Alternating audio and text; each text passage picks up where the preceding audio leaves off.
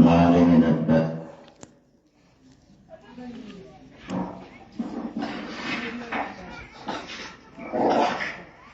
አንተም ሁሉ ፈጥረሽ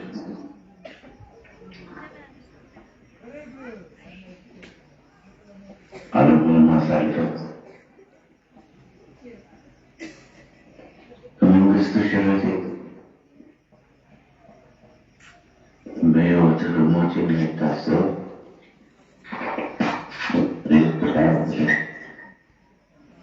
በስጦታን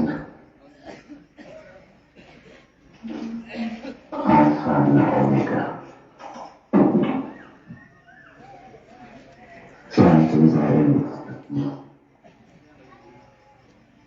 የነገሥታት ንጉሥ የዓለም ጌታ የሰራዊት አምላክ ሰውና ፈጥረህ የምትገዛት ክረምትና በጋ በወቅቱ ሰዓቱን በአውሎ ነፋስና መካከል መንገድ ያለ ደመናም የገስት የሆነ በአምላክ ያልዛ ያንተ በሰማይ በሰራዊቱ መላእክት በምድርም በደቂቃ አዳም በያል ውስጥ በፈጠርከው ፍጥረት ሁሉ አንደበት ቅዱስ ስምህ ሕያው ስምህ ኃያል ስምህ የተመሰገነ ይሁን። ለአገር የመረጣችሁ ያከበራችሁና የወደዳችሁ ክቡራንና ክቡራት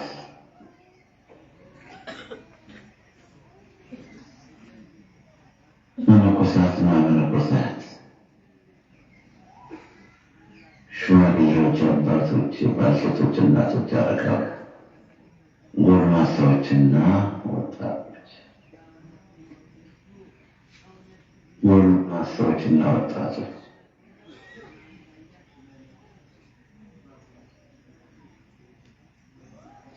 ወላጆቻችሁ ክፍና ጀርባ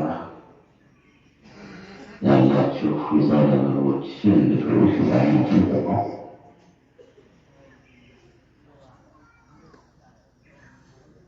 እንደምን አደራችሁ?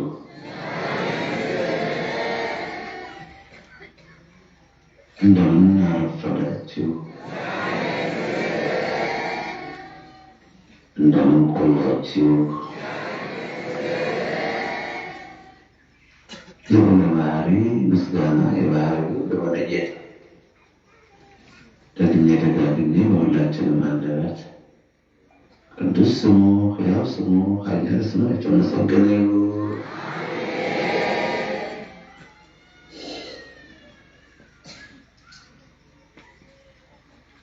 ስለቴን ላንተ ፈጽማለሁ። መዝሙር 65 ቁጥር 14 ላይ ከሚቃጠል መሥዋዕት ጋር ወደ ቤትህ እገባለሁ። በመከራዬ በችግሬ ጊዜ በአፌ የተናገርሁትን ከንፈሮቼም ያሉትን ስለቴን ላንተ ፈጽማለሁ። መዝሙር 65 ከቁጥር 13 እና 14 በዚህ ርዕስ ለመነጋገር ለእኔ በድዳው አንደበቴ በተብታባው ቀልጣፋው በዚህ ጠራሽ በስባሽ ደካማ ጉልበቴ ጌታ ጸሎታችሁን እንባችሁን አይቶ ቃሉን በቃሌ ላይ እንዲያደርግልኝ ተስፋ በማድረግ ፊታችሁ ቆሜያለሁ። ለእኔ ምስጢር እንዲገልጽልኝ ለእናንተ ደግሞ በዝና ልቦናችሁን ከፍቶ በአገልግሎቱ ፍሬ ለመሆን ያብቃችሁ።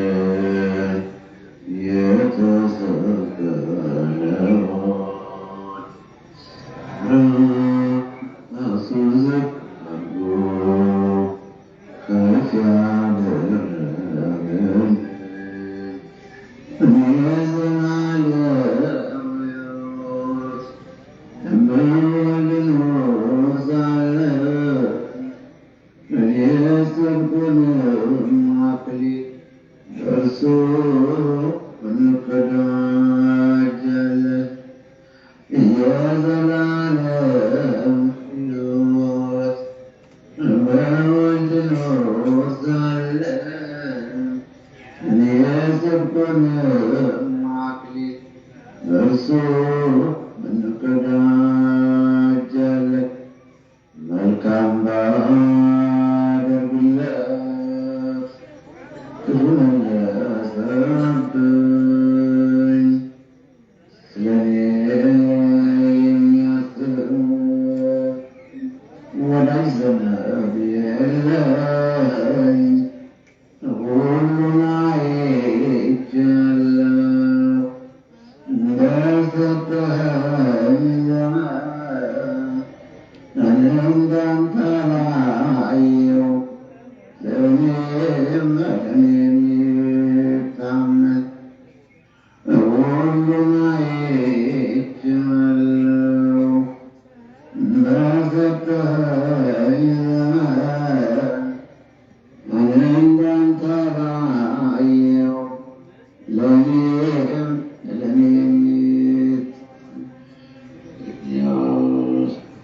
ሰብካለ የተተከለ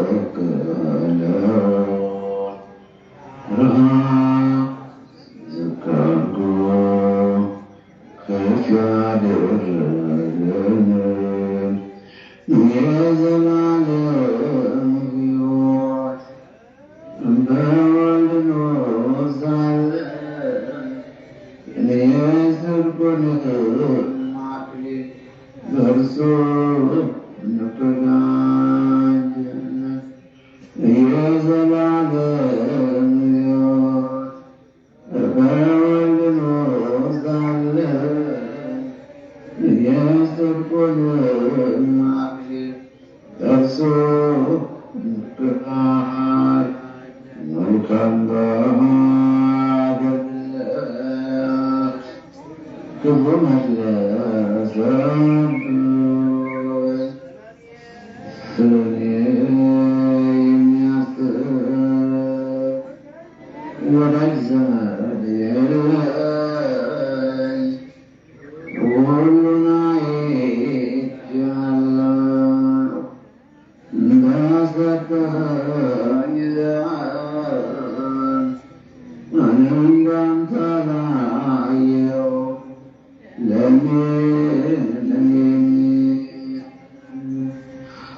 ሁሉን አይቻለሁ እንደሰጠኸኝ ዘመን እኔም እንዳንተ ላየው ለእኔም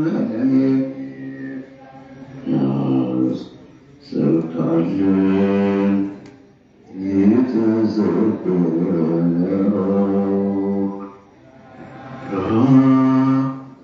ዝቅ አድርጎ ከፍ ያደረገን የዘላለም ሕይወት በወልድ እንወርሳለን። የጽድቁን አክሊል በእርሱ እንቀዳጃለን። የዘላለም ሕይወት በወልድ እንወርሳለን። የጽድቁን አክሊል በእርሱ እንቀዳጃለን። መልካም ባደርግለት ክፉ መለሰብኝ። ስለኔ የሚያስብ ወዳጅ ዘመድ የለኝ። ሁሉን አይቻለሁ እንደሰጠኸኝ እኔም እንዳንተ ላየው ለእኔም የሚታመን ሁሉን አይቻለሁ እንደሰጠኸኝ ዘመን እኔም እንዳንተ ላየው ለእኔም የሚታመን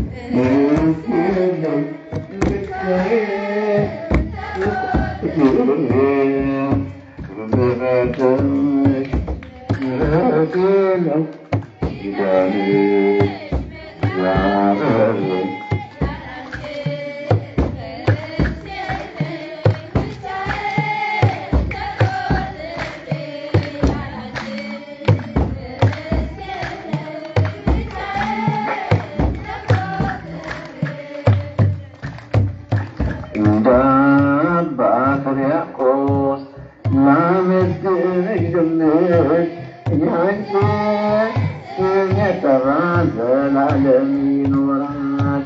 ያንቺ ስም የጠራ ዘላለም ይኖራል። እንደ አባ ሕርያቆስ ላመስግንሽ ድንግል ያንቺ ስም የጠራ ዘላለም ይኖራል። ያንቺ ስም የጠራ ዘላለም ይኖራል።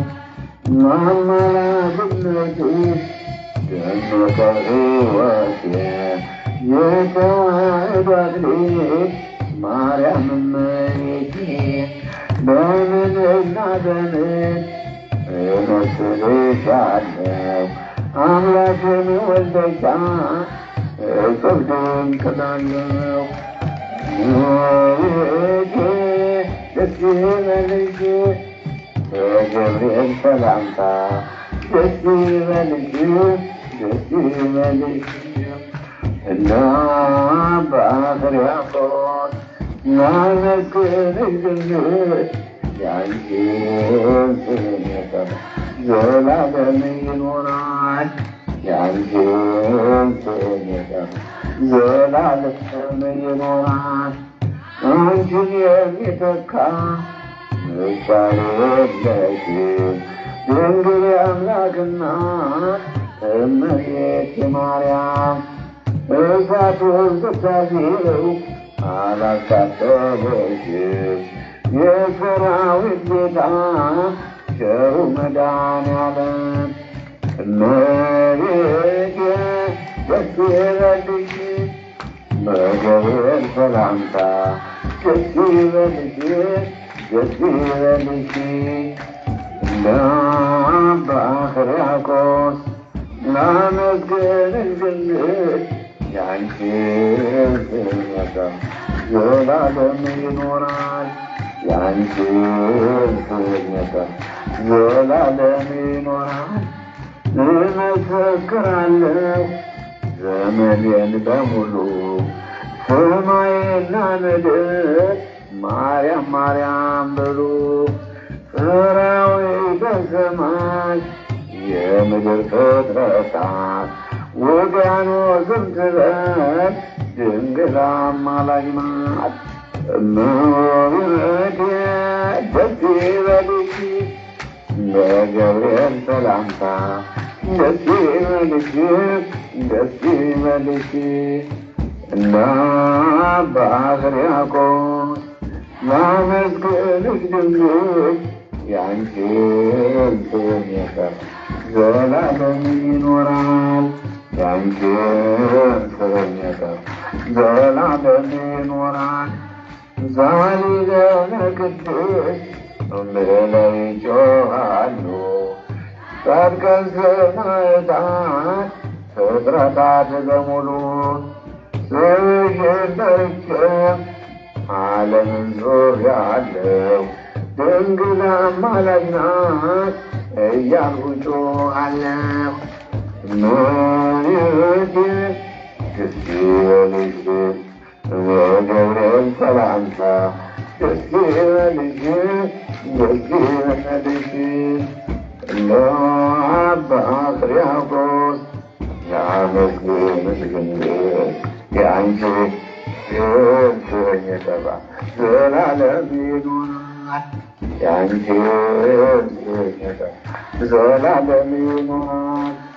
እንደ አባ ሕርያቆስ ላመስግንሽ ድንግል ያንቺን ስም የጠራ ዘላለም ይኖራል። ያንቺን ስም የጠራ ዘላለም ይኖራል። እግዚአብሔርን አመስግኑ።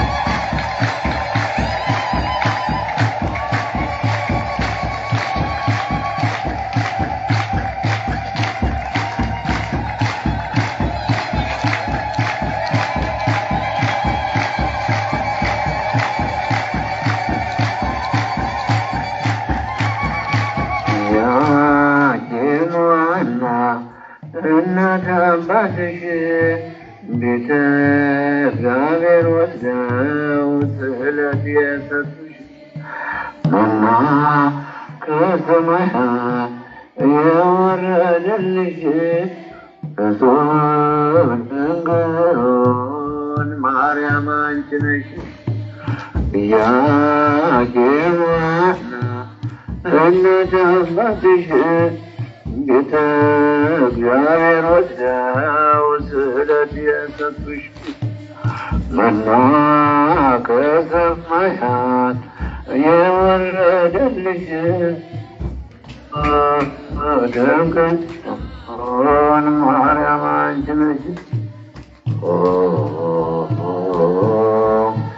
እመ ክርስቶስ ማርያም አንቺ ነሽ።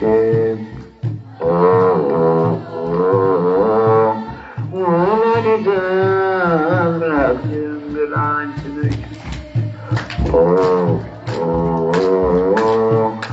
እመ ክርስቶስ ማርያም አንቺ ነሽ። ወላዲተ አምላክ ድንግል አንቺ ነሽ።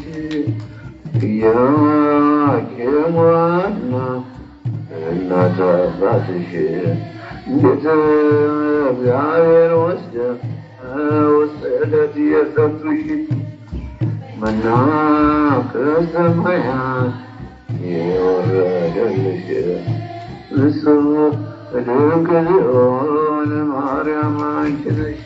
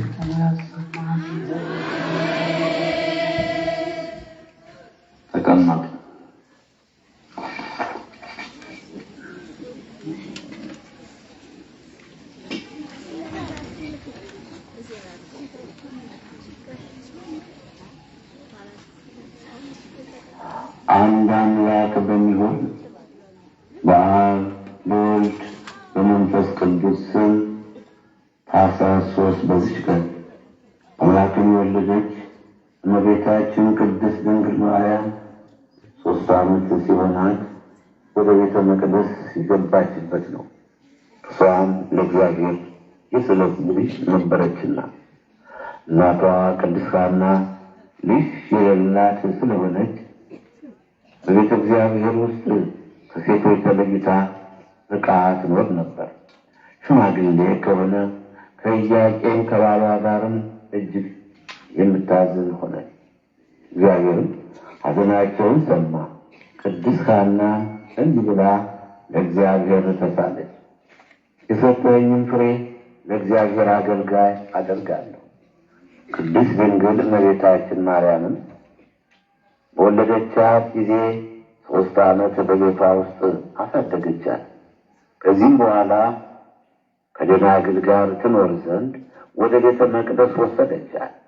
በቤተ መቅደስም ምግቧን ከመላእክት እጅ እየተቀበለች 12 ዓመት ኖረች። ክብር ይግባውና ጌታችን አምላካችን መድኃኒታችን ኢየሱስ ክርስቶስ ወደ ዓለም መጥቶ ከእርሷ ሥጋን እስከነሳ ድረስ ከሴቶች ሁሉ የተመረጠች ይህች ናት። በቤተ መቅደስም በመኖር 12 ዓመት ሲፈጸምላት እርሷ ለእግዚአብሔር የተሰጠች የስዕለት ልጅ ናትና ለሚጠብቋት ይሰጧት ዘንድ ካህናት እርስ በርሳቸው ተመካከሩ። በሴቶች ላይ የሚደርስ በእርሷም ላይ ደርስባታል ብለው ስለፈሩ በቤተ መቅደስ ውስጥ ይተዋት ዘንድ ለእርሱ ትክክል መስሎ አልታያቸውምና ለእነርሱ ትክክል መስሎ አልታያቸውም። ስለዚህም ሊጠብቃት ለሚገባው በእርሷ ላይ ሊያኖሩ ወደዱት። ከዚህም አስቀድሞ ሊቀ ካህናት ዘካርያስ እመቤታችን ቅድስት ድንግል ማርያምን ልጄ ማርያም ሆይ አንቺ እንዳደግሽና ለአካለ መጠን እንደደረስሽ እወቂ። ስታጭ ወጃለሽን? እግዚአብሔርን የሚፈራ መልካም የሆነ የተባረከ ጎልማሳ እንፈልግልሽን? ወይስ በሕይወትሽ ዘመን ሁሉ በቤተ መቅደስ ተቀምጠሽ እግዚአብሔርን ልታገለግዩ የምትሽው ከሆነ በሴቶች ላይ በሚደርስብሽ ወራት ወደ ቤተ መቅደስ ደጅ ከመግባት ትጠበቂ ዘንድ በኦሪቱ የተጻፈውን የእርግማን ሥርዓት በአንቺ ላይ እንሰራለህን አላት። ቅድስት ድንግል እመቤታችን ማርያምም እነሆ እኔ የእግዚአብሔር አገልጋዩ በፊታችሁ ነኝ። አባትና እናት የለኝም። ስሙ ብሩክ ምስጉን ከሆነ ከእግዚአብሔር በታች በእናትና በአባት ፈንታ እናንተ ናችሁና የእግዚአብሔርን ትእዛዝ እንደምታውቁ አድርጉ ብላ መለሰች። ካህናቱና ማኅበሩም ሁሉ ዘካርያስን ወደ ቤተ መቅደስ ገብተህ ስለዚች ብላቴና ማርያም ወደ እግዚአብሔር ጸልይ አሉት። ዘካርያስም ገብቶ ሲጸልይ በዚያን ጊዜ የእግዚአብሔር መልአክ ተገለጸለትና እንዲህ አለው፣ ዘካርያስ ሆይ ወጥተህ ከዳዊት ወገን ሚስቶቻቸው የሞቱባቸውን ሁሉ ወንዶችንም ሰብስብ፣ እያንዳንዱንም በትር ከስሙ ጋር ውሰደው። ወደ ቤተ መቅደስም በምሽት አግብተህ ወደ እግዚአብሔር ጸልይበት። በነጋም ጊዜ በትሮቻቸውን አውጣ። እግዚአብሔርም በበትሩ ላይ ምልክት ለገለጸልህ ለዛ ሰው ማርያምን ተቀብሎ ሊጠብቃት ይገባዋል አለው። ካህኑ ዘካርያስም ወጥቶ አንድነት ለተሰበሰቡት ሕዝብ የእግዚአብሔርን መልአክ የነገረውን ነገራቸው። በዚያንም ጊዜ ከዳዊት ወገን ጎልማሳም ቢሆን ሽማግሌም ቢሆን ሚስቱ የሞተችበት ሁሉ በኢየሩሳሌም ወዳለ ቤተ መቅደስ ይሄድ እያሉ አዋጅ ዙረው የሚናገሩ በእስራኤል አገር ሁሉ ላከ። ከዳዊት ወገን የሆነ ራቢው ዮሴፍም በሰማ ጊዜ በትሩን ይዞ ከናዝሬት ወደ ኢየሩሳሌም ሄደ። ካህኑ ዘካርያስም የሁሉንም በትሮች ተቀብሎ ስማቸውን በላያቸው ጻፈ። ቁጥራቸውም 1985 ሆነ። ዘካርያስም በትሮችን ወደ ቤተ መቅደስ አስገብቶ ወደ እግዚአብሔር ጸለየ። እንዲሁም ሰዎች ሁሉ ከቤተ መቅደስ ውጭ ቁመው ይጸልዩ ነበር። ዘካርያስም ጸሎቱን በፈጸመ ጊዜ ለእያንዳንዱ በትራቸውን አውጥቶ ሰጠ። ጠራቢው ዮሴፍም በትሩን ሊቀበል በቀረበ ጊዜ ከእርሷ ነጭ ርግብ የመሰለች ተገለጠች። እየበረረችም ሂዳ በጠራቢው ዮሴፍ ራስ ላይ ተቀመጠች። ካህናቱና ሕዝቡ ሁሉ አይተው እጅግ አደነቁ። ምስጉን የሆነ እግዚአብሔርንም አመሰገኑ።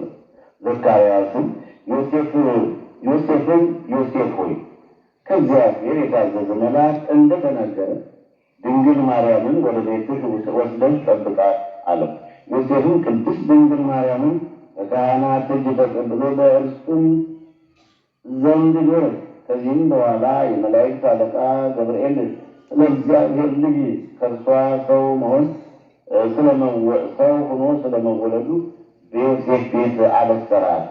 ለእግዚአብሔር ምስጋና ይሁን፣ እኛንም በአማላጅነቷ ይማረን፣ በረከቷም ከእኛ ጋር ዛሬም ለዘላለም ይኖር አሜን። ሰማነውን በልቦናችን ያሳድረልን። ወገኖቼ እንዴት ቆያችሁ? ለመሆኑ ይሰማችሁ ነበር ወይስ እንዴት ነው? ከሚቃጠል መሥዋዕት ጋር ወደ ቤትህ እገባለሁ፣ በመከራዬ ጊዜም በአፌ የተናገርሁትን ከንፈሮችም ያሉትን ስለቴን ለአንተ እፈጽማለሁ። መዝሙር 65 ከቁጥር 14 የተጻፈ ቃል ነው። የምንነጋገረው የምንማማረው ዛሬ በዚህ ነው። እግዚአብሔር የመረጣችሁ ያከበራችሁና የወደዳችሁ ወገኖቼ ያላችሁበትም እንግዲህ እመቤታችን ቅድስት ድንግል ማርያም ከቅዱስ ኢያቄም ከቅድስት ሐና ኢያቄምና ሐና ሸምግለው እንኳን በነበረበት ወራት እዚያ አልነበራቸውም። ልጅ ስላጡን ይህ ሀብት ንብረት ሎሌ ገረድ ወርቅ ብር ስንዴ ወይንና በለስ ሳይጠፋ ልጅ በማጣታቸው ምክንያት ልጅ ባለማግኘታቸው ምክንያት ልጅ ስለሌላቸው እያዘኑ እየተከዙ እየተጨነቁ ይኖራሉ። ደግሞ ትልቁ ጉዳት ትልቁ በደል እስራኤላውያን ልጅ የሌለው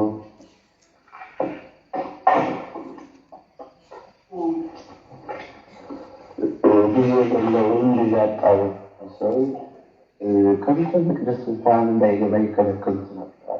ወደ ቤተ መቅደስ እንዳይገባ ይከለክሉት ነበር እና መሥዋዕቱን በማቅረብ በበታች ሰጣቸው ነበር።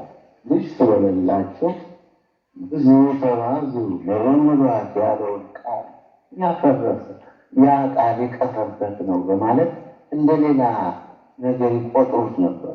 ይህ ነገር ከእግዚአብሔር ሆኖ ሳለ ግን ልጆች የእግዚአብሔር ስጦታ ናቸው ይላል ነቢዩ ዳዊት በመዝሙር 126 ቁጥር 2 ላይ። የሆድን ፍሬ የእሱ ስጦታ ነው። ቃሉ ነበር። ነገር ግን እስራኤላውያን እንዲህ አልነበረም።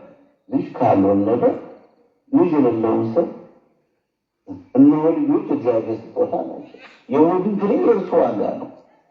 መዝሙር 126 ቁጥር 3 ላይ የተጻፈ ቃል እና ልጅ ከሌለው እንደ ማንኛውም ሰው ገብቶ ወደ ቤተ መቅደስ መብት አልነበረም። እየተሸማቀቁ እያዘኑ ይኖሩ ነበር፣ ልጅም አጥተው። ከዛም በላይ ደግሞ ቤተ መቅደስን ገብተው እንኳን እንዳይለምኑ የነበሩ ወገኖቻችን።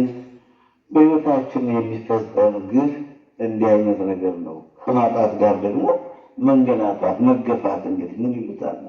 እግዚአብሔር አለ ሰውን በመልካችን እንደ ምሳሌያችን ይመስላል፣ የባህርን ዓሣዎችና የሰማይን ወፎች እንስሳትንና ምድርንም ሁሉ በምድር ላይ የሚንቀሳቀሱትን ሁሉ እግዚአብሔርን ሰውን በመልኩ ፈጠረ፣ በእግዚአብሔር መልክ ፈጠረው፣ ወንድና ሴት አድርጎ ፈጠራቸው። እግዚአብሔርም ባረካቸው፣ እንዲህም አላቸው። ይሄ ነው ይህም ቃል አንስተው ነው ብዙ ተባዙ ያለውን ቃል ያላገኙ ያጡ ናቸው ይላል። እግዚአብሔርም ባረካቸው፣ እንዲህም አላቸው።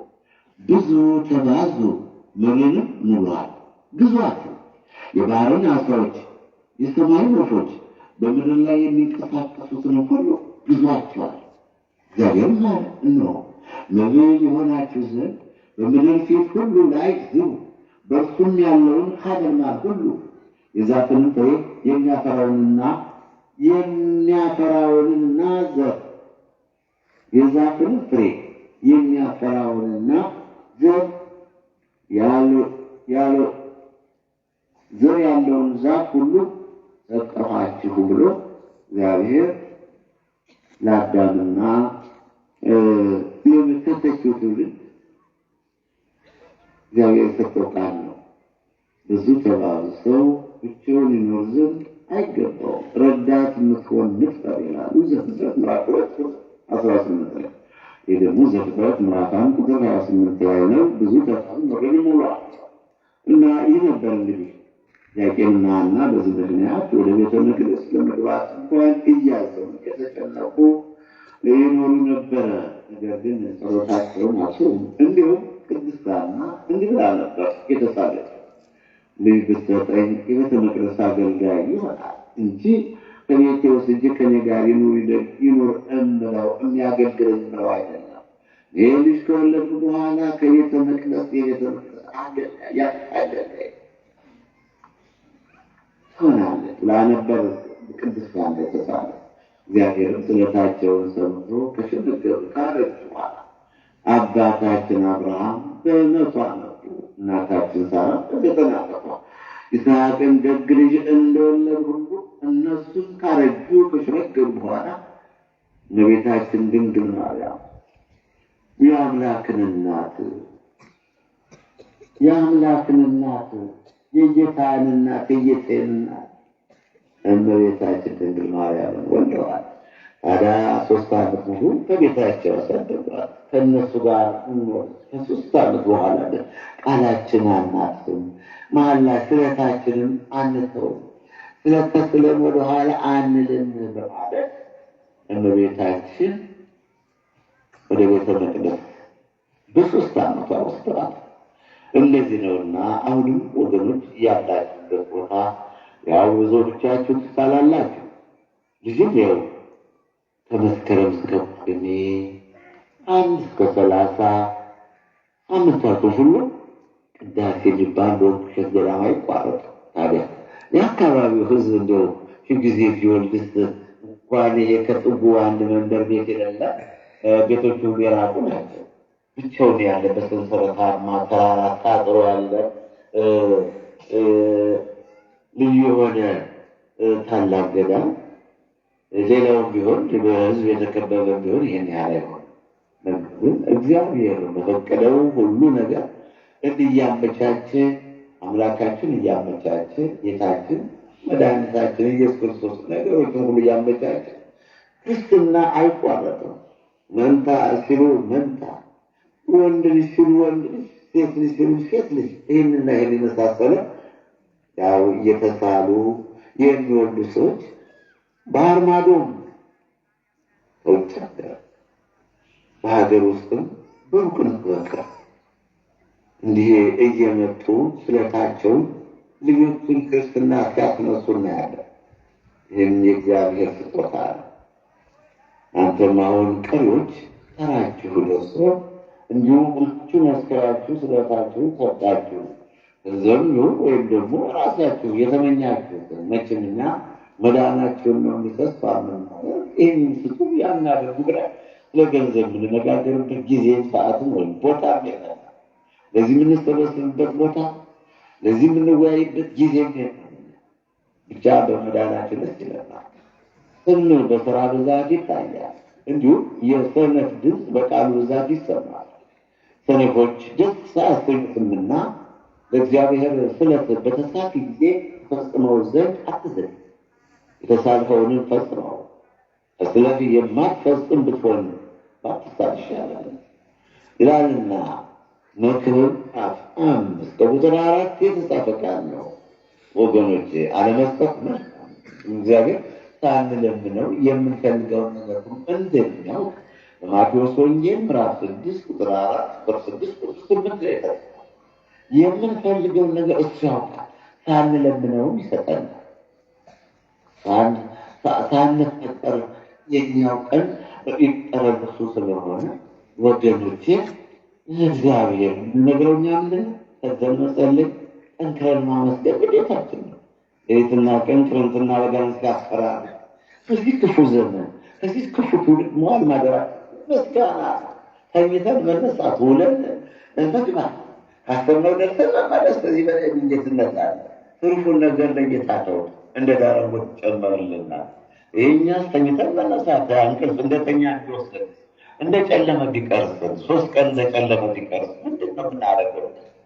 ነገር ግን ፀሐይዋን በመስኮቷ እያስወጣ በሌሊት ጨረቃና ከዋክብትን በቀንም ፀሐይን ሰጥቶ እንዲህ ዝናብ አብቅሎ በፀሐይ አብስሎ እየመገበዙና ታዲያ እዚህ በላይ ምስጋና ምን ያስፈልጋል? ሰነፎች ደስ አያሰኙትምና እግዚአብሔር በተሳልክ ጊዜ ለአምላካችን ስለት በተሳልክ ጊዜ ፈጽመው ዘንድ አትዘግይ ተብሏል። የተሳልከውንም ፈጽመው ስለዚህ የማትፈጽም ብትሆን ባትሳል ይሻላል። ሕጉ ነው። ያለ ሕግ እንሂድ የሚለን ብኖር መቼም ቢሆን አንከተለውና ሕግን ለመጠበቅ ሰው በእኔ መንገድ እንሂድ ይላል። ደግሞም እሱ ያልተጠቀመበትን የተከትዬ ምን እንደምትጠቀማል? እኔ በተጠቀምኩበት መንገድ እሄዳለሁ። እኔ በተጠቀምኩበት አስቤ ተመኝቼ ለምኜው የሰጠኝ መንገድ አለው። በዛው የአባቶችን ፈለግ እየተከተሉ በነቢያት በሐዋርያት መንገድ ድሽክም ስል ይገኛሉ። የእሱ ቸርነት ደግሞ ካሰብኩትን እንዲያደርሰኝ አልጠራጠርም። ሰው ለእግዚአብሔር ስለት ቢሳል ወይም ራሱ በመሐላ ቢያስር ቃሉን አይስማም። አሁን እንደወጣው ሁሉ ያደርገናል። እግዚአብሔር ከተሳለ በኋላ ስለቱን መፈጸም አለበት። ዘኍልቍ ምዕራፍ 30 ቁጥር ስለት ነው ዛሬ የምነግራቸው። ግን በቤታችን ቅድስት ሐናና ኢያቄም እመቤታችን የአምላክን እናት ድንግል ማርያም በ3 ዓመቷ ቀጥታ ወደ ቤተ መቅደስ አስገብተዋል። ስለት ነው እንግዲህ ኢያቄምና ሐና በእመቤታችን በአምላክና የዓለም ሁሉ እነሆ ትውልድ ሁሉ ብፅዕት ይሉኛል። ያለፈው የሚመጣው ያለው ብፅዕት ይሉኛል። የአምላክ እናት ናትና ሰማይን የፈጠረ ምድርንም የዘረጋ ባህሩን በድንጋዩ በዛው ያስቀመጠው ነፋሳትን የሚያነስ ውኆችን የሚያፈስ እሱን ነገሥታትን መኳንንቱን የፈጠረውን አምላክ ወልደዋለችና እመቤታ የአምላክ እናት ስለሆነች ትውልድ ሁሉ ብፅዕት ይሉኛል አለ። ታዲያ እንግዲህ በእመቤታችን ጨምሮ ወደ ቤተ መቅደስ ጣሏት። በቃ ተስለናል። መጀመሪያ ተስለናል። ልጅ ከሰጠን ከቤተ መቅደስ ነው የምናኖራት። ቤተ መቅደስ ነው የምታድረው። ገና ወስደው ከቤተ መቅደስ አስቀመጧት። መላእክትም 12 ዓመት ያረጋጓት ነበር። ብርሃንን ከሰማይ ሁላት ነበር። እንዲህ ነበር። ታዲያ እኛማ ብዙ ቀንተን ለምን ውለን ነው የተሳልነውን ስለት እንደ ተዋዛ ነገር የምንመለከት? ጥፋት ነው፣ ጉዳት ነው፣ ችግር ነው። ሀሳብ መልካም ነው። ከሚቃጠል መስዋዕት ጋር ወደ ቤት እገባለሁ ይላል። በመከራዬ ጊዜ ባፌ የተናገርኩትን ከንፈሮቼም ያሉትን ስለቴን እንዳንተ እፈጽማለሁ። እንዳልኳችሁ መዝሙር 65 ቁጥር 13 እና 14 ይባላል። ግዴታ ነው። ደግሞ በውሸት አትማል። ነገር ግን መሐላዎችህን ለጌታ ስጥ እንደተባለ ሰምታችሁ። መሐላዎችህን ለጌታ ስጥ፣ በሐሰት አትማል። ተስለህም ደግሞ አትቀማ፣ ተስለህም ደግሞ አታስቀር።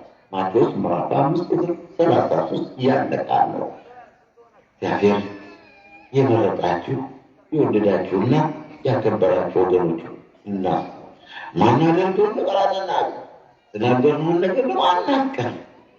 አስገድዶህም ብሎ ያለን የለም። እግዚአብሔር ያለው እኮ ሰው ነው እንጂ ግድ ይሄን ተናገሩ፣ ግድ ይሄን እንደኛ ዋሹ፣ ቅጠፉ፣ አቀርቡ፣ አቃሉ እኛንም ስትሉ ግድ እንደሚጠቅሙና ሐሰት እንደሚጠቅሙና ክደት እንደሚጠቅሙና ይሄ እውነት ነው እንጂ ጥሩ ከአባቶች የሚወረስ ነው። ዛሬ የተጠቀምንበት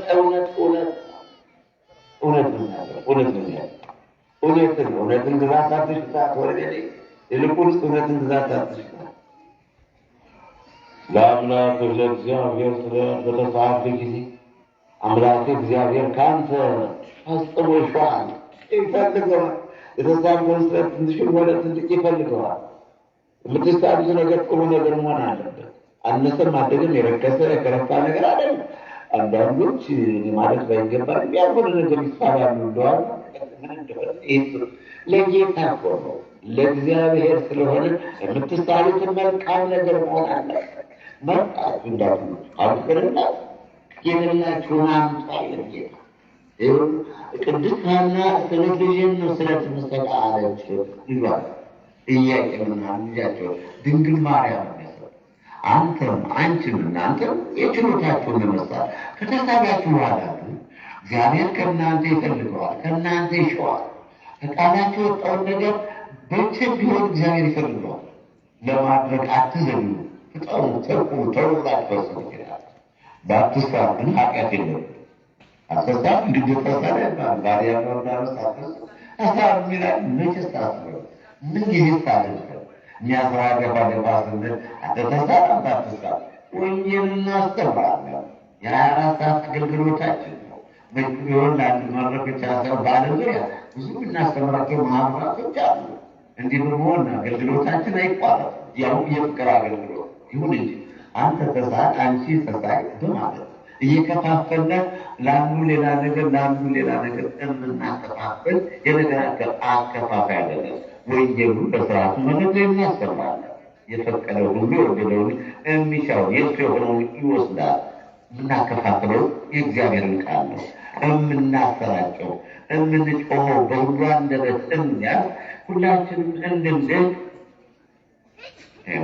ባፍህ የተናገረው ለአምላክ በእግዚአብሔር በፈቃድ ተሰራሃልና ከከንፈር የወጣውን ታደርግ ዘንድ ጠብቀው ይላል። ዘዳግም ምዕራፍ 32 ገዛ ምዕራፍ 23 ቁጥር 21 እስከ 23 ጋር ዘዳግም ምዕራፍ 23 ቁጥር 21 ላይ ያለ ቃል ነው። መጠበቅ እግዚአብሔርን ቃልማ መጠበቅ ያስፈልጋል። ለአምላካችን ለእግዚአብሔር ስለትን ክፈሉ። በዙሪያው ያሉ ሁሉ እጅ መንሻን ለሚያስፈራው ያገባል።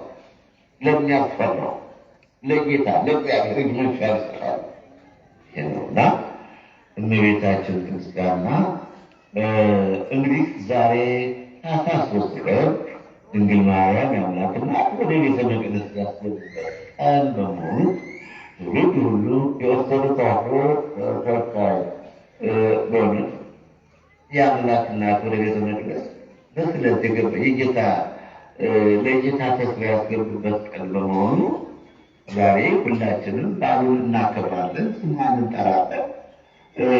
በረከት አንድ አማላጅነቷ እንኖራለን እና ይህን ይመስላል ወገኖች። ስለት በተሳላችሁ ጊዜ አታዘግዩት፣ ቶሎ ለመስጠት ፍጠኑ።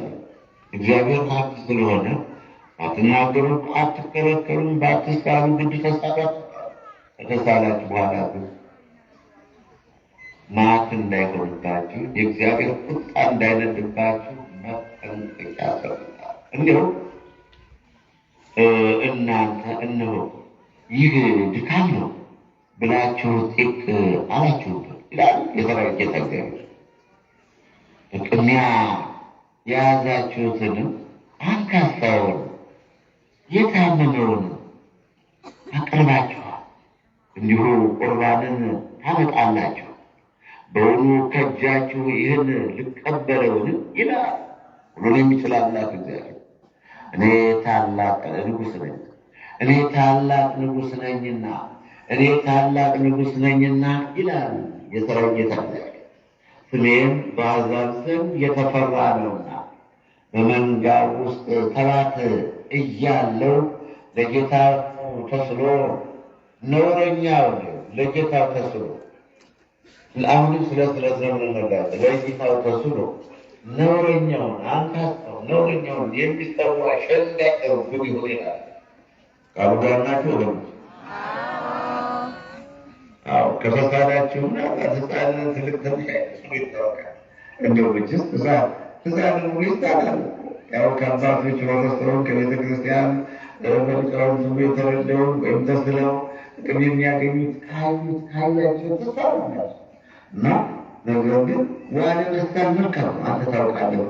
ባለ መስቀል ሀሳቡ እየታረሱ የልባችን ምኞት ታውቃለህ። እኛ በተናገርነው አይደለም እኔ ታላቅ ንጉሥ ነኝና ይላል የተረጋገጠ እኔንም በአሕዛብ ዘንድ የተፈራ ነውና ይላል።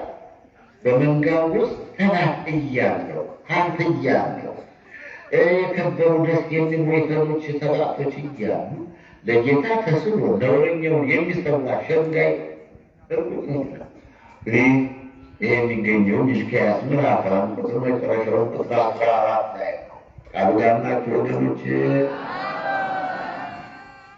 አዎ ብዙ ጊዜ ሲሳም ከሱ እንሰማለን። እኛ ተሳባኝ ናቸው። ነገር ግን እንደ በእውነት እንዲህ አንድ ሰዋታ መጣለ በኋላ ግን ሲመጣ ስናይ አጥንቷ ጎና አጥንቱ የሚቆጣ ይሄ ደግሞ እዚህ በጭማል ያለው ቀንድ መስራት አጥንቱ የሚቆጣ እንደምታረጓት ሆኗ ውሃ የሚያውቁ ገበታ የሚያውቀም ዝበሎ ይቀመባ በጣል የከሳቸው ምንምነችው አደረሱ ጀቱን እየገዛ ያመጣል። ቅዱስ ገብርኤል ግን መቼም እንደምታዩት አሚናንተ ተፈቀዱ መልካቸው የሀገራችን መልክ አይደለም። ይዙማ እንደው እህቶች ከእህቶች ወንድሞች ያዩናል። ይህንን እንዴት ተለውጠሻል? አሁንም ካለሁበት ቦታ አይደለም የሚባለው ለሁለት ቀን ተጠንቆ ከሄደ አንድ ቀን መቀደሱ ሄደ ተለወጠ ሲባል መንፈስ ቅዱስ እየለወጣቸው ነው። እና ወገኖቼ ተጠንቀቁ ይላል አምላካችን። ሐናንያ የተባለ አንድ ሰው ሰፊራ ከተባለ ከሚስቱ ጋር መሬት ሸጠ። ሚስቱን ደግሞ ስታውቅ ከሽያጩ አስቀረና እኩሌታውን አምጥቶ በሐዋርያት እግር አጠገብ አኖረው። ጴጥሮስም ሐናንያ ሆይ መንፈስ ቅዱስን ታታልልና ከመሬቱ ሽያጭ ታስቀር ዘንድ ሰይጣን በልብህ ስለምን ሞላ አለው። ሳትሸጠው ያንተ አልነበረምን? ከሸጥከውስ በኋላ በስልጣንህ አልነበረምን? ይህን ነገር ስለምን በልብህ አሰብህ? እግዚአብሔርን እንጂ ምን አዋሽህም አለው። ሐናንያም ይህንን ቃል ሰምቶ ወደቀ፣ ሞተ። በሰሙትም ሁሉ ላይ ታላቅ ፍርሃት ሆነ ይላል። ወዞቹም ተነስተው ከከብት አውጥተው ቀበሩ። ከ3 ሰዓት በኋላ ሚስቱ የሆነውን ሳታውቅ ዘጋች። ጴጥሮስም መልሶ እስኪ ንገሪኝ፣ መሬታችሁን ይህን ለሚያህል የሸጣችሁትን አለ። እሷም አሁን ብላ እንክት ብላ እንደ ባሏ ቀሰች። ይህንንም ለሚያህል ነው ብላ ተናገረች።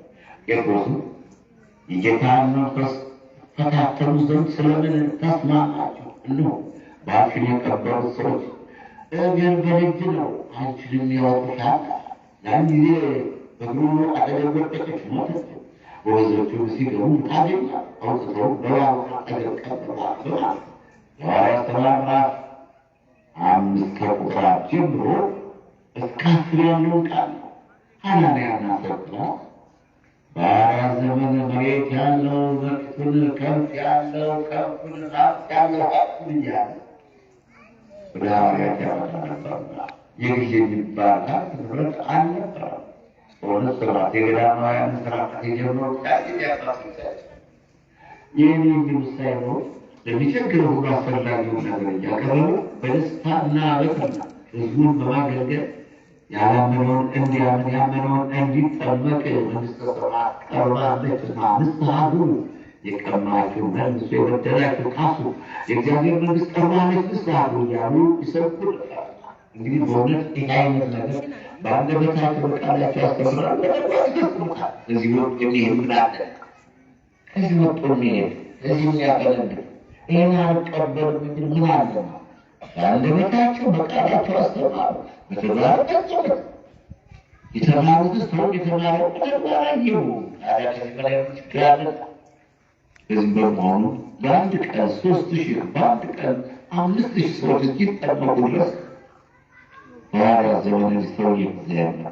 በጊዜ ነው አናንያና ሰጲራ አመላቸው ሆኖ ሳይገደሉ መሬታቸውን ሸጡ። ከሸጡ በኋላ ግማሹን ቀበሉ፣ ግማሹን አምጥተው ለሐዋርያት ሰጧቸው።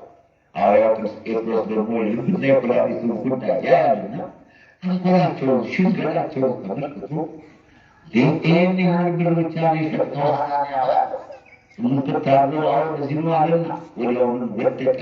መንፈስ ቅዱስን አታሏል። በሐዋርያው ፊት ሐሰት ተናግሯል። ወገኖች መጠንቀቅ ጥሩ ነው። መጠንቀቅ ጥሩ እግዚአብሔር ፍርድ ጊዜ ቢሆን እንደማይቀር አይቀርም። ነገር ግን ዛሬ ነገር ብለን አንወስነው። ሁሉም ይልቅ አርፎ መቀመጥ መጠንቀቅ መልካም ነው። እንደ ዘረብራለሁ ብሎ አልመካሚሉት ይሌላ ነው። እግዚአብሔርም ደግሞ እንዳንተ እንደሆን ጠረጠርከኝ የሚሰጥዋል መዝሙር 48 የተሳፈታለሁ በጎ ፈቃድ ቢኖር እንዳለው መጠን የተወደደ ይሆናል እንጂ እንደሌለው መጠን አይደለም ይላል። ሁለተኛ ቆሮንቶስ ምዕራፍ 8 ቁጥር 12 የተሳፈታል። እንዴት ቆያችሁ ወገኖች? ከፀሐይ መውጫ ጀምሮ እስከ መግቢያዋ ድረስ እኔ በአሕዛብ ዘንድ ታላቅ ይሆናል። በየስፍራውም ለስሜ ዕጣን ያጥናሉ፣ ንጹሕ ቁርባን ያቀርባሉ። ስሜ በአሕዛብ ዘንድ ታላቅ ይሆናልና ይላል የሠራዊት ጌታ እግዚአብሔር። ሚልክያስ ምዕራፍ 4 ከቁጥር 11 የተጻፈ ነው። ይህ ወገኖቼ እናስተውል፣ እንለብስ፣ እንጠንክር። አድባራችሁ እግዚአብሔር ይባርካችሁ። እግዚአብሔር ግን እውነተኛ አምላክ ነው። እሱም ሕያው አምላክና የዘላለም ንጉሥ ነው። ከቁጣው የተነሳ በግፍ ይንቀጠቀጣል፣ አሕዛብም ማፉን አይችሉትም ይላል ኤርምያስ 10 ቁጥር 10 ይጻፋል። እምናለን ማስተዋል ያስፈልጋል። እናስተውሉ። ዳሩ ግን የሚፈሩና የማያምኑ የርኩሳንንም የነፍሰ ገዳዮችን፣ የሴሰኞችን፣ የአስማተኞችን ጣዖትን የሚያመልኩ የሐሰተኞችም ሁሉ ዕድላቸው በዲንና በእሳት በሚቃጠል ባህር ነው። ይኸውም ሁለተኛው ሞት ነው በማለት ዮሐንስ ምዕራፍ 4 ቁጥር 8 የተጻፈ ዮሐንስ ኃጢአት ለሚሰራ ግፍ ለሚፈጽም ሁሉ መጨረሻው እሳት ነው። ይህ በዚህ ዓለም ያለው ሞት ብቻ አይደለም። ይህማ ስጋ ለብሶ የማይሞት የለም፣ ሁሉም ይሞታል። ነገር ግን መጠንቀቅ ያስፈልጋልና በዚያ ጊዜ የእስራኤላት እርስ በርሳቸው እስኪረጋገጡ ድረስ ተሰብስበው ሳሉ ለደቀ መዛሙርቱ እንዲህ ይል ጀመር። አስቀድማችሁ ከፈሪሳውያን እርሾ ተቀበሉ፣ እርሱም ግብዝነት፣ ነገር ግን የማይገለጥ የተከደነ የማይታወቅ የተሰወረ የለም። ሉቃስ ወንጌል ምዕራፍ 12 ቁጥር 1 የተጻፈውን ቃል የምንመለከት ወገኖቼ ማስተዋል ይገባናል። ኢየሱስ ክርስቶስን በመዝገብ አንጻር ተቀምጦ ሕዝቡ በመዝገብ ውስጥ ገንዘብ እንዴት እንዲጥሉ ያይ ነበር። ብዙ ባለጸጎችም ብዙ ይጥሉ ነበር። ለአንዲትም ድሃ መበለት መጥታ አንዲት ሳንቲም የሚያህል 2 ናስ ጣለች። ደቀ መዛሙርቱን ጠርቶ አላቸው፣ እውነት እላችኋለሁ በመዝገብ ውስጥ ከሚጥሉት ሁሉ ይልቅ ይህች ድሃ መበለት አብልጣ ታጥቃለች። ሁሉም ከትርፋቸው ይጥላሉና ይህች ግን ከጉድለቷ የነበራትን የዕለታቷን ትዳሯን ጣለች። ማርቆስ ምዕራፍ 12 ቁጥር 40 እስከ 44 ሀብታሞች የወርቃቸውን፣ ሀብታሞች ብራቸውን፣ ሀብታሞች ሰፊ ብዙ ገንዘብ እያወጡ ይጥሉ ነበርና ነገር ግን እቺ አንዲት ምስኪን ሀዲያ ያቅማን ነው ለሰማይ አምላክ ለእግዚአብሔር ለፈጣሪ የሰጠች ይችሉታል የምትችለውን ያቅማን ሰጠች። ሁሉን የሚችል አምላክ መድኃኒዓለም ኢየሱስ ክርስቶስ ደግሞ ከባለጸጋዎች ከሀብታሞች ብዙ ስጦታ ይልቅ የድሃይቱ መብት የድሃይቱን ክብር የድሃይቱ ስጦታ ነው ያካፈለው። ድሃይቱ ራቷን የጣለች የሰጠች እነሱ ትርፋቸውን የሰጡ ብለዋልና አሁንም ስትሳሉ ያቅማችሁን ተሳሉ። ከተሳላችሁ በኋላ ደግሞ ፈጽሙት። ተስላችሁ ማትፈጽሙት ከሆነ ግን ዕዳ አለባችሁ። በተደጋጋሚ ከኦሪት ከወንጌልም ከአዲሱም ከብሉይም እየጠቃቀሱ ነግሬያቸዋለሁ። ማትችሉትን አትሳሉ። እንዲሁም በሱ በተቀደሰ ተራራ ተሳሉ ብለን አፋችን አውጥተን ተናግረን ማለት ነው። መሳል ይገባቸዋል። መሳል አለባቸው። ተሳሉ መልካም ከእግዚአብሔር ቤት ዝም ብሎ ባዶ እጅ አይገባም። እግዚአብሔር ከሰማይና ከእግዚአብሔር ቤት ዝም ብሎ ባዶ እጅ አይገባም። ግዴታ ለሰማይ አምላክ ለእግዚአብሔር መስጠት ያስፈልጋል። ስጦታ መስጠት ያስፈልጋል። ሴት ይዞ መምጣት ያውን ብርቅ ነገር ለጌታ የሚገባ ሁሉም ለሚችል አምላክ እንደ አቤል እግዚአብሔር አቤልና ወደ መስዋዕቱ ተመለከተ። እግዚአብሔር ወደ ቃየንና ወደ መስዋዕቱ ግን አልተመለከተም። የቃየን ስራው ክፉ፣ መስዋዕቱን ክፉ ነበር፣ ልቡም ክፉ ጠማማ ነበር። አቤል ግን ቅን ነበር። እግዚአብሔር ወደ አቤልና ወደ መስዋዕቱ ተመለከተ። ለእግዚአብሔር የምንሰጠውን ነገርማ ተጠንቅቀን፣ ለእግዚአብሔር የምናደርገውን ነገርማ አስበን ተጨንቀን እንደ ይሻላል ምን ይሻላል ብለን ነው።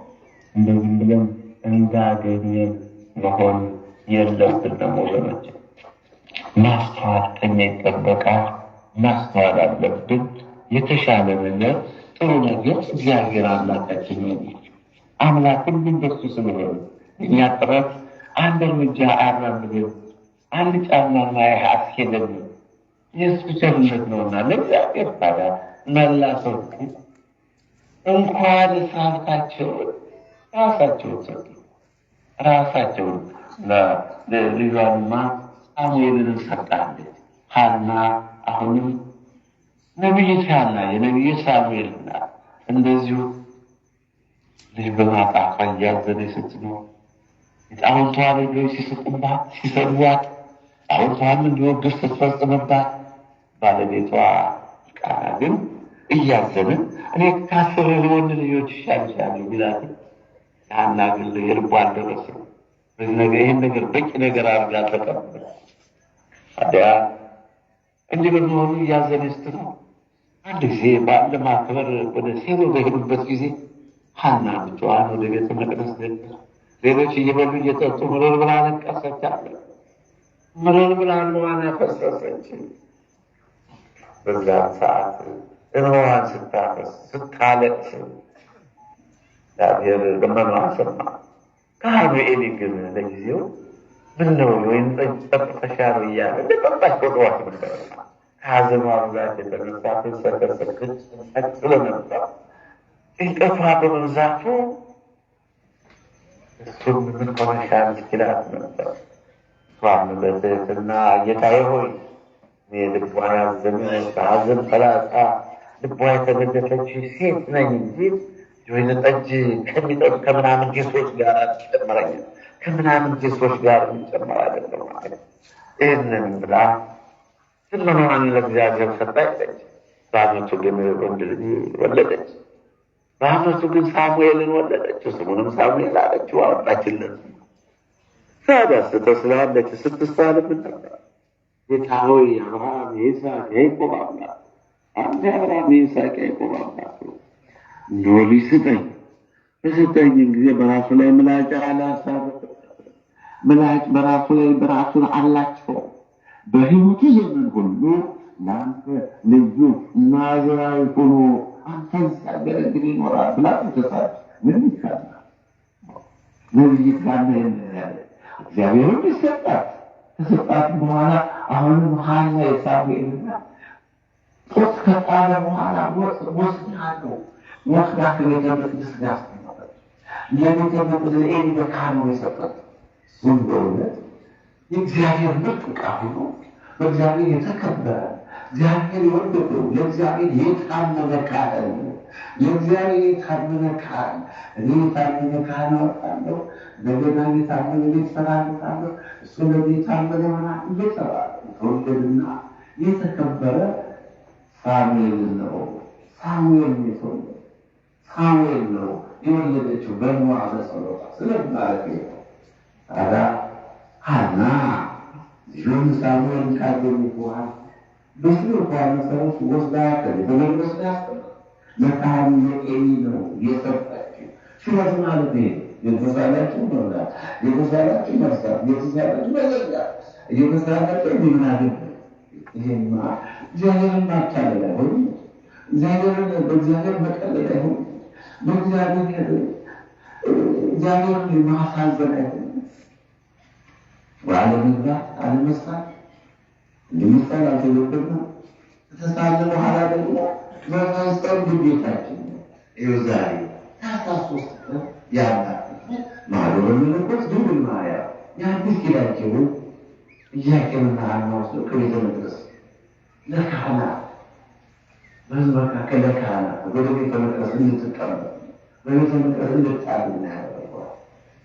ታዲያ እኔና እናንተ ይኸው ሀብታሙን ከሚሰጡት ወርቅና የላይቱ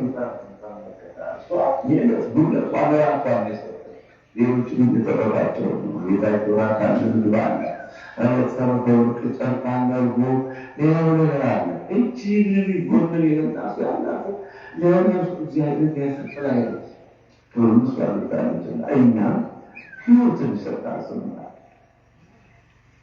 ሐና የሳሙኤልና ሳሙኤል በአንደኛ ሳሙኤል ማባተጉራስ ከብዙ ነገሮች ድረስ እንመለከተው። ታዲያ ሳሙኤል በእውነት የታመነካ ከዳን እስከ ቤርሳቤህ ድረስ የተናገረው ከመሬት የማይወድቅ ታማኝ ተብሎ ተጽፎለታል። ታማኝ ነቢይ ሁለቱም ነገሥታት ያነገሰ ሳኦልና ዳዊትን ያነገሰ ቀውሱ ያነገሰ ያከበራል እንዲህ ነበር። ደግሞ ይህ በእሱ በሕይወቱ ዘመን ሁሉ በእስራኤል ላይ ልጆቹን እስኪተካ ድረስ የእስራኤልን ሕዝብ ጥቅም ሳይፈልግ አንዳችን ነገር ከሕዝብ ሳይፈልግ እሱም በቃሉ ተናግሯል። በአንደኛ ሳሙኤል ምዕራፍ 15 ቁጥር 3 ላይ ሳኦልን እግዚአብሔር የቀባውን ያነገሰው የእስራኤል ንጉሥ ሳኦልን አስቀምጦ ይሄው እግዚአብሔር በቀባው ሰው መካከል ፍረዱብኝ፣ ከእናንተ አንድ ጥጃ ወይም አንድ አህያ ወስጄ ከእናንተ ብር ጨርቅ ወርቅ ስጡኝ ያልኩት እያለ እንደሆነ ከእናንተ ሳንቲም ብር ወስጄ እንደሆነ ይሄው ፍረዱብኝ። ይህዘንቆ ከእናንተ የበደልነዋለሁ መደለኛ የተጻፈው ብለን አይደለም ከእናንተ የበደልነው እላቸው ያለ የለም ትላላቸው ስለብላችሁ አለ ስላልተረዳችሁ ደግሞ እግዚአብሔር ሰው አይወድም። ልጅበት ያነጋግረን እኮ ውይይትም ክርክርና አስተምረው የእግዚአብሔር ሰዎች አይበድሉም። እዚህ ማንነት ምን ልጅነት ተገኝታል። ይህ ከሚበድሉ ከሆነ ምን ልጅነት ተገኝ? ልጅነት እኮ አለመበደል እኮ ልጅ የሚያሰኛቸው ሕግን መጠበቃቸው። ሕግን መጠበቅ ደግሞ ተፋለው ተስማምተን ሕግን ማክበር ነው። ግን ሕግን የማያውቅ ሰው ሕግ አይገባው። ሕግ የማያውቅ ሰው ሕግ አይገባው። ስለ ሕግ የሚገባው ነገር የለም። ሕግ ራሱን በራሱን ሕግ አድርጎ በራሱ ስራ ይሄዳል እንጂ ወደ ሕግ መለስ ብሎ በእውነት እግዚአብሔር እየፈራ ሆኖ ከማይፈልግ ሰው ስለ ሕግ ሊነግሩት አይገባው። የራሱን አሰራር ብቻ ነው እና ይሄ ነው ዋናው ነገር። በእግዚአብሔር ሕግ ደስ ይለዋል። ሕጉን ሌሊትና ቀን ያንሰላስላል። ሐና እንደተናገረች በራሱ የምናጭ አላሳረፈችበትም፣ አላጨችው። ደግሞ ወስዳ ቤተ መቅደስ አስገባች፣ ለኤሊ ሰጠችው። እሱ ቤተ መቅደስ ሲያገለግል ቆረ እስኪያረግና ልጆቹን እስኪተካ ሳሙኤል ሸመገለ። ልጆቹንም በእስራኤል ክህነት ከመስጠትና አያይዙ ለልጆቹ ሰጣቸው። ልጆች ግን ጥቅም ጉቦል ማለት ያለበት በአንደኛ ሳሙኤል ምዕራፍ 8 ቁጥር የሳሙኤል ልጆች እንዳባታቸው አንቆምለት ልጅ እንዳባታቸው አለመሆን ያሳዝናል።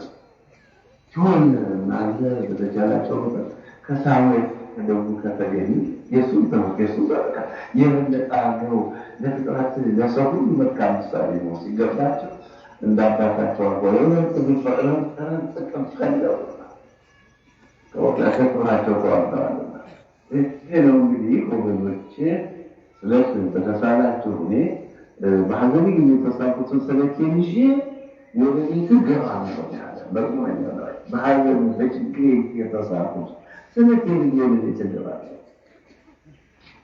እኛም መሳለ መልካም ነው በሱ ተቀደሰ ተራራ አልተለመደም።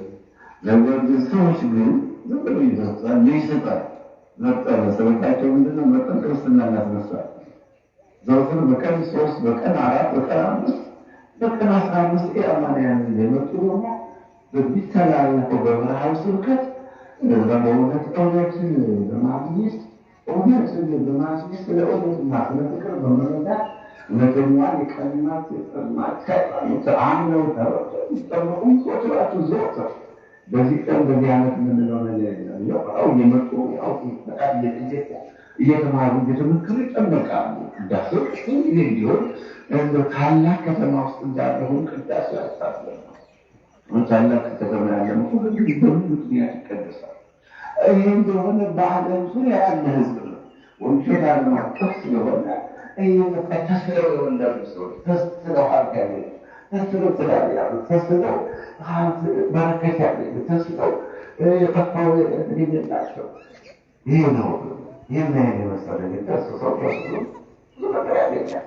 ብዙ ነገር ይጠቀማልና ተስለው የወለዳቸው ሰዎች ሁሉ እየመጡ በሬው ሲያመጡ ነው ያለን። አሁን አንድ ታሳስበ በመሳሰል ባለ በአገሮት የሚመጣ ሲሰጡ ነው ያለን። ተስሎ የተፈጸመላቸው ስለታቸው የተፈጸመላቸው መሳሪያ አስፈላጊ ነው። በተሳላችሁ ሳታ ማችሁ ከሆነ አትሳሉ ከተሳላችሁ በኋላ ፈጽሞት ይሄ አባትነት ምክር የሚበጣሆን ማለት ነው።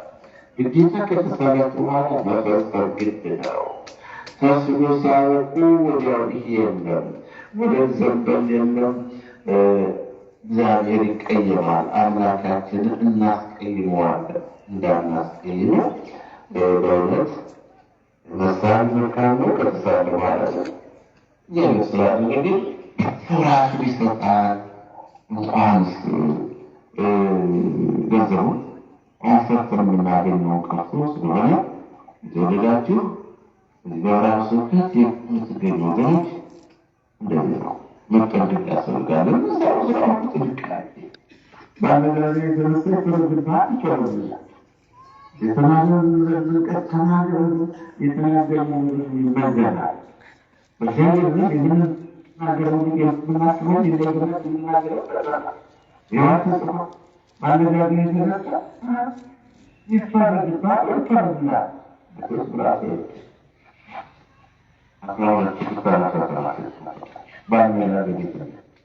ምን እንዳናስባት በባልና አርት ነገሮችን ምስሉን ለማለት ምንትን ኮረን በመመኘትን ኮረን በመመኘት ፈርዳል። የምትመኙ ሰዎችን የሰው ሀብት የሰው ንብረት የሰው ክብር የሰው ድንበር የሰው የሆነውን ነገር የምትመኙ ሰዎች ብላል። እንደገና ደግሞ የምትፈጽሙት በአይን የምታየው በማየታቸው ከንቱ ነገር እንዳያዩ አይኖችን ይላል። መኖር ነው በመዝሙር 118 ቁጥር 35 ላይ ከንቱ ነገር እንዳያዩ አይኖችን መልሳቸው አይኖችን መልስልኝ። እንደፈለገ የምትወዱት ልታደርጉ አትሰው መልካም ዜና የአገራሱ ጥቅም ነው። ራሱ ጥቅም ጠጣሉ ሲናገር ሲተዋወቅ ታዲያ በማይጠቅም ከሆነ ያቋርጠዋል። ያሰው ጉዳይ ያሳገነ ያሰው ደቅም ይወርቅ ሊፈራገጥ ማለት ነገር ምናየው ይጠጋሉ፣ ይርቃሉ፣ ይቀርባሉ፣ ይርቃሉ፣ ይጠጋሉ፣ ይሸሻሉ፣ ይወዳሉ፣ ይጠላሉ። ምን አይነት ያታደረ ለጥቅሞች ራሱ ሊወጡ ልድነው እንደሚታወቅበትም አይገባው ቢታወቅበትም አሁን ቢሮ ያለ ስራ ስርቆት ማለት ያልሆነ ነገር በድፍረት አይደረግ ከመንፈስ ከመንፈስ ምኞት ኃጢአት የምትፈልጉትን ልታረው አይገባም።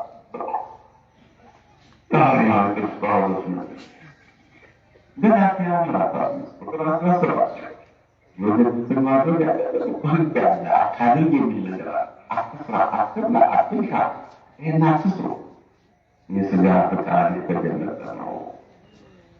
ዝሙት፣ መዳራት፣ ሴሰኝነት፣ ሟርት፣ ስርቅት፣ ቂም፣ በቀል፣ አድመኝነት፣ መናፍቅነት፣ ዘፈን፣ ስካር እያለ 15 በላይ የመሀታም ግን የሚያደርጉ እግዚአብሔር መንግስት አይደለም። የሚያደርጉ ሁሉ የዘላለም መንግስት የላቸውም። ወዳጅ ናቸውና የመንፈስ ፍሬ ፍቅር፣ ሰላም፣ ደስታ፣ ትሕትና፣ ትዕግስት፣ የእውነት ራስን መግዛት የሚያደርጉ እግዚአብሔር መንግስት ይገባሉ ብሎ ገላትያ ምዕራፍ 5 ቁጥር 19-20 እንደዚህ ቁጥር 22 እና 23 ነው ትክክለኛው እና እናስተውል። የሳይነው ስለ ምንድነው? ስለቴን ለአንተ እረስማለሁ፣ ስለቴን ለአንተ እረስማለሁ። ስለቴን በመከራዬ ጊዜ ተሳተፍ፣ በችግሬ ጊዜ ተሳተፍ፣ በሐዘኔ ጊዜ ተሳተፍ፣ በርቦኝ ሰዓት፣ አሞኝ ሰዓት ወይም ደግሞ መንገድ ላይ በስደት ሰዓት ወይም ጠላት ተነስቶብኝ ሰዓት የተሳተፉ ስለቴን ልጅ ወደ አንተ እቀርባለሁ፣ ስለቴን ወደ አንተ አገባለሁ። በእመቤታችን መካከል ወደ ቤተ በቃ እያቄ መጣና ወደ ቤተ መቅደስ የገባችበት ነው። ታሳስ ማማረው እሱ በተመለከተ ነውና አንድ ነገር ብላችሁ ወንጌል ማቴዎስ ወንጌልን እንድታወ ማለት ነው። በራሱ ውስጥ ኮርፓራ ያደርጋል። አንተ ግን ምጽዋት ስታደርግ ምጽዋት በስውር እንዲሆን ቀኝ የምትሰራው ግራ አትወቅ። በስውር የሚያባትህ በግልጽ ይከፍልሃል። በስውር የሚሰጥ ማለት ነው። እሱ በብዙ ከብዙ ስራችሁ ከብዙ መልካም ስራችሁ ይዋደድ በስውር የሚደረግ እንዳይሆን ሌላው ሰው እናንተን እያየ መልካም ቢሰራ በሰው ፊት የሚሰጥ አለ። በሰው ፊት እየተነገረ ሰው እናንተ እንዲህ እንዲጠቀም ደግሞ ስጦታ እንዲታወቅ ይህን በሰው ነገሬ ሰጡኛል ነገሬ ናያጉኛል ማለት መርባት ስላለበት እኛ ሰው ያገን ምናለማል እዚህ ደግሞ በስውራሉ በስውር የሰጠው በሚስካት መከባል ያለ ነውና ይሄ የተጻፈው ማለት ምራስለት ስራራት ላይ ነው። ሌላ ደግሞ አሁን አንተ ግን ስትጸልይ ወደ እንትን ይግባ መዝጊያንም ዘግተህ በስውር ለአባት ይሰጥ፣ በስውር የሚያባትን በግልጽ ይከፍልሃል በማለት ማቴዎስ ምዕራፍ 6 ስለስሎታል። እንደገና ግለጽ እንባላለን። ስለዚህ አትሰሯቸው፣ ሳትረግሙት አባታችሁ የሚያስፈልጋችሁትን ያውቃል። ምዕራፍ 6 ማቴዎስ ምዕራፍ 6 ልብስ ሰላም ጠቅሰበታል። ችግሩ የኛ አለመግባባት እንደሻ መናፈሳችን እንደዚህ መባላታችን መናገፋችን በረከቱን ያስራል። በረከቱን ያስራል። ፍቅር ማጣት ስላይቻላል እንጂ እግዚአብሔር ማናቦት አምላካችን ነው። ይህ ስለዚህም ዜናን ተፈጽሟል። ስለዚህም ወደ አንተ እቃረባለሁ ያለ ዳዊት የተናገረው እና የምወዳቸውና የምናፍቃቸው የሚጠቀሙ ነው ምንማማረው ሉቃይም ብዙ ሰፋቸው አሁናውያን በእስራኤላውያን ላይ ጦርነት ደረሱ።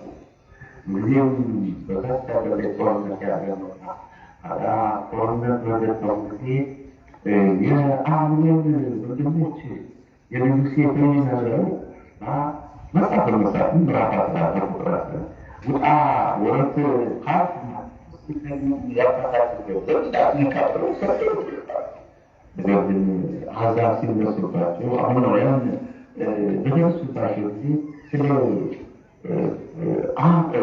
ለምዘሙት እባክን ያለን ድረስ በጠላት ተከበናል ብለው እንደገና ጠይቀው በዚህ ጊዜ ዮፍታሔ ወንድሞች ቃል አስገባቸው። በሰላም የሚመለስ መሪ ለሚያሩ ቃል አስገባቸው። እሱ ጠይቋቸዋልና ሮጣቸው ሰደሚትን ለወንድምነት የፈለትን በዛለቅነት ጌታ ሲጠፍር ጊዜ ሁሉ ተመልሶ መግፋት መስራት ናቸው አለ ሁሉ በጦርነት ሲሄድ ስለተሰራ ጦርነት በሰላም ብንመለስ በሰላም ብንመለስ አለ በሰላም ለእግዚአብሔር ቃል ይገባል። እነሆ መጀመሪያ ከቤት ወጡ ማለሚሆን ማካዳሪ ያቀርባል። ይህንን ያለ ነጭ በግ ነበር። በቦቱ እንደዚህ በቦቱ ጊዜ ከየት ቦታ ውሎ ሲመጣ በሙሉ ውስጥ ይቀበለው ነበር እና ያንተሳርሞ ነበር። በዛ ሰዓት እንግዲህ አንድ ደግሞ አዛኝ እዛ እንደምንደረሱት አንዲት ልጅ ነበረችው የመታችን ዘበላም የታባሉ ዘራኖች ተሰብስባ ከበዋል የመታች ቆየችው መንገድ ተቀበለች። ይሄ ምናረጉ ይላል እሷ ምንለው ገባትና እንኳን ደህና መጣ እንጂ በላይ የወደድከው እንደገና ትወዳለች። እናትን ከወራት በኋላ የመንግስታዊ ሰበስከሰብ ምን ማለት የተቃሉ ቋና አሁን ቃላችን ወጥቷል እንኳን ልጅ ያገር መገለባ በኛ አፋችን እጃችን እግራችን ተፈጥሯችን ሰውነታችን ሁሉ ቅደስ ይችላሉ። እግዚአብሔር ቃል ገብተን እግዚአብሔርን አናፍስ ለሰው ቃል ገብተን አንጸና እንዲሁ መቼ ነው እንዲሁ ምን ይችላል እናስረው እና በሱ ለተደረሰ ተባለ ናችሁ ሞዳችና ምናፍቃቷ ይገኛሉ ያዋቃል እኔ እንግዲህ እናንተ ተሰጥቶኛላችሁ እስከ መሰለኝ በትግሬ ሳቢያን እናንተ ጥሩና ትልቅ ነገር እኔና ለመውላድ ይችላል ማለት ግን ተፈራሽ ለህግ መገዛት ግን በማድረግ ለእኛ ተሳያለህ ከተሳያት በኋላ መዘርጸር ቤት ነው ራስን ጉዳይ ይሆንባቸዋል። የበለጠ ብዙ ነገር ይከስራል። አንዳንዱ ደግሞ እንዲሁ የሚተስሚኑ ያችግር ተጠበቃ ራሳችሁ በቤታችሁ ተወለዳችሁ ኋላ ተረሱትና እንደዚህ ችግር አገራችሁ እንደዚህ የሚያይች መሰከዳል ማለት ማይረሰን አይነሳ አለማስብ ዝክር የእግዚአብሔር ስራ መጸለይ ቤተክርስቲያን መመላለስ የተቻለውን ያህል ማክማችሁ ስለሆነ እንደዚህ ቅዱስ ነው ከሆነ በመከራከር በተዛመቻ እንደዚህ ሆኑ ያንን ላለስራቤቱ በምትፈጽሙት የምስራቱ ስለሚበዛ ችግር እንዳይሆንባችሁ ከተናገራችሁ ማትወሱ በማትራችሁ ማስሩ ብትናገሩ ብትናገሩ ሳም የለባችሁ መምረው ሌላ ሰዎች በዜና ከታላለ ይህ የበረሃው ስልጣት ነው። ወደፊት ቆያችሁ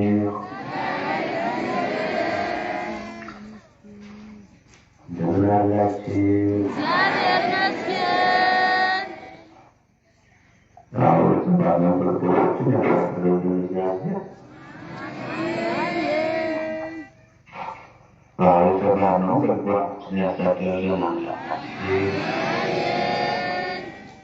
ስለዚህ አንተ እረፍማለህ በሚል ነው ሕይወታችን በመዝሙር 65 ከቁጥር 14 ላይ እመቤታችን ታኅሳስ 3 ቀን ወደ ቤተ መቅደስ የገባችበትና እመቤታችን በአማላጅነቷ ጠብቀን አማላጅነቷ ከልጇ ከወዳጇ ታማልደን እናቱን ምሕረትና ውስጥነት በኢትዮጵያ ስብከት ነው ስለተመለከቱኝ አመሰግናለሁ።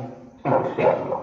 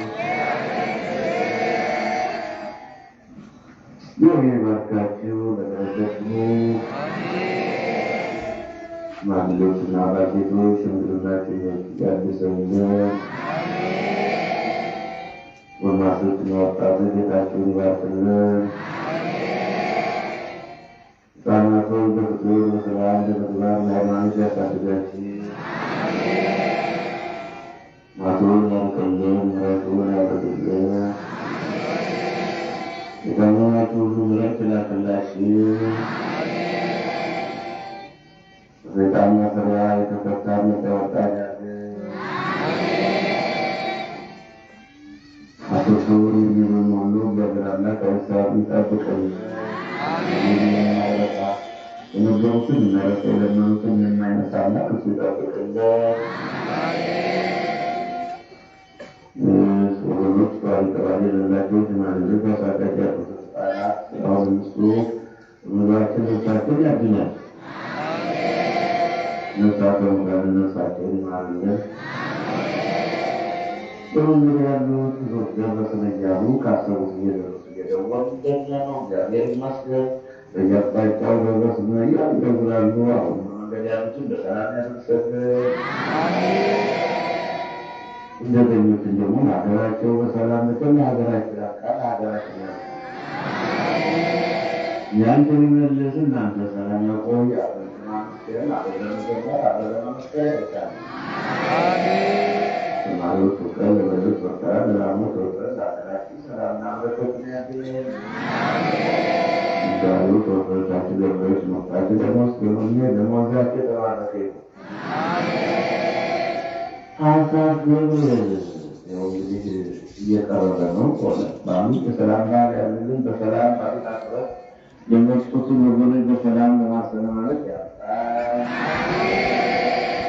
አምላከ ቅዱስ ገብርኤል ይጠብቀን። አምላከ ቅዱስ ገብርኤል ይጠብቀን። አምላከ ቅዱስ ገብርኤል የከርሞ ሰው ይበላል። የገብርኤል መቼም መንግሥተ ሰማያት መውረሻ ያስፈልጋል። እመቤታችን የከርሞ ሰው ትበለን። እናታችን እመቤታችን በአካል ቀድሞ በሰላም በቸር አድርሰን። አሜን። አባታችን ሆይ አባታችን ሆይ በሰማያት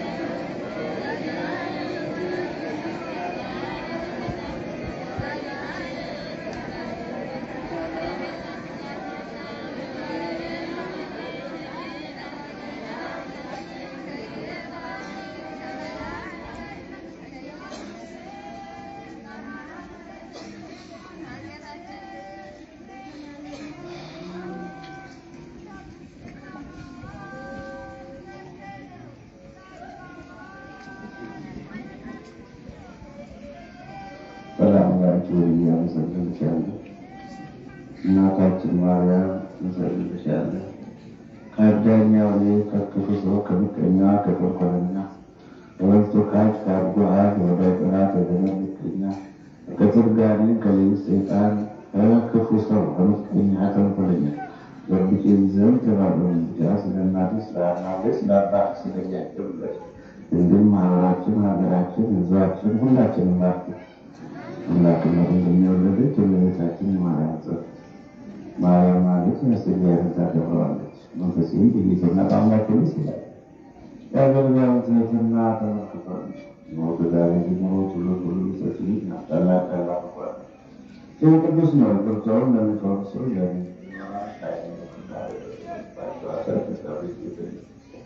አያላን ከዙፋናቸው ገለበጠ። አያላን ከዙፋናቸው ገለበጠ። የተዋረዱ ትሑታን ከፍ ከፍ አደረገ። የተራቡትን መልካም በጎ ነገር አጠገበ። ስናፍናራ ድሮች ሆኑ አባታችን ባረጃቸው ሙሉቱ እያሉ አባቶቻችን ዳራና በጀባውን ቃል ኪዳን አስቧል። ብላቴናው እስራኤልን በረድኤት ተቀበለ። ለአብርሃም ለይስሐቅ ለያዕቆብ ለነቢያት ለሐዋርያት ለጻድቃን ለሰማዕታት ለደናግል ለመነኮሳት የቅድስና እናት ለአባ ያዕቆብ ለዮሴፍ አባ የድንግል ለአባ ጊዮርጊስ የተለመነች የተሰጠ ልቦና ሰረንተ ምሕረት አቋሪት እመቤታችን ትለመነን። እግዚአብሔር የዋጋችሁ ጋር ለሌላችሁ ሰላም የሌለላችሁ ሰላም ላችሁ ሰላም ስጣችሁ ሰላም ስትለ እግዚአብሔር ሀገራችን ሰላም ያድርግልን። የሀገራችን ሰላም ያብዛልን።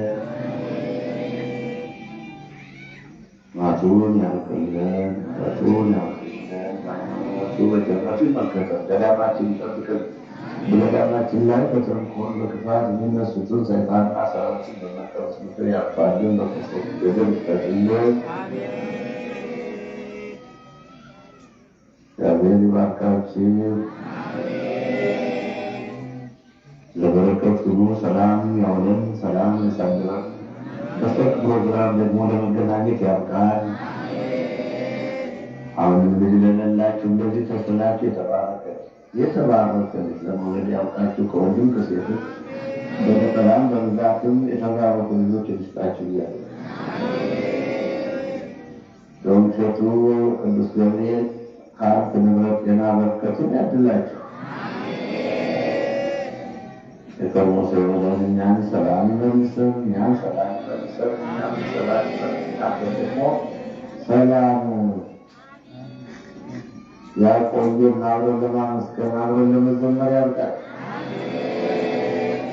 አባታችን ሆይ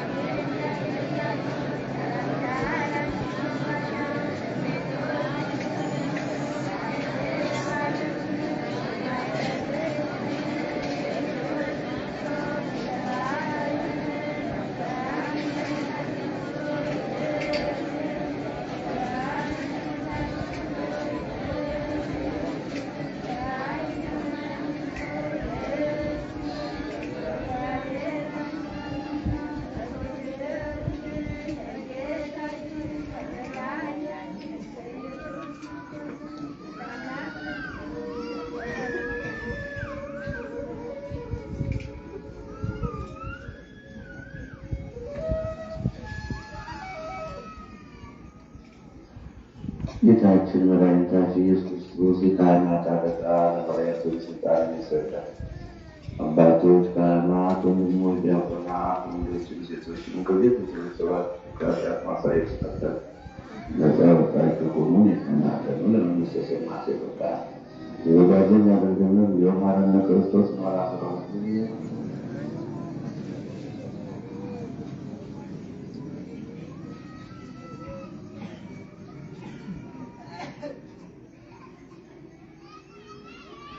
ከማወይ ደግሞ ማርያም ማረነ ክርስቶስ ማራሰራው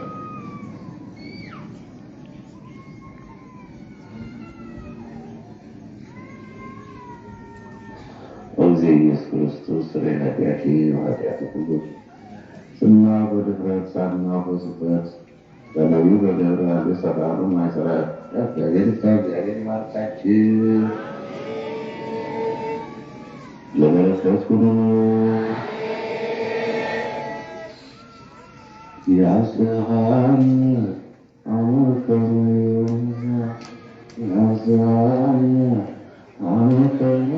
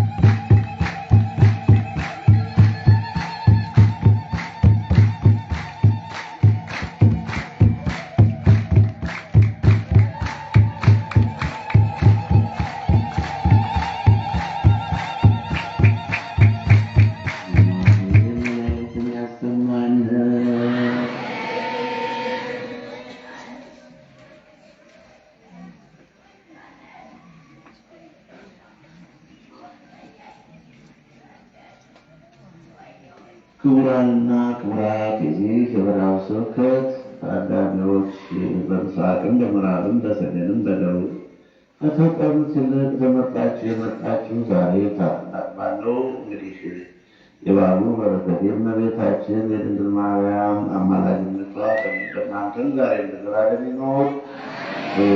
በተረፈ በሰርክ ፕሮግራም እኔንም እናንተንም ጠብቆ በሰላም እናንተንም በሰላም አውሎ እኛንም በሰላም ደከር አሳድሮ በእኛ ሌሊት ነው ከእናንተ ቀን ነው ደግመን ለመማማር ለመመካከል ያብቃን። በጊዜው የተማርነው በልቦናችን ያሳደርልን እላለሁ።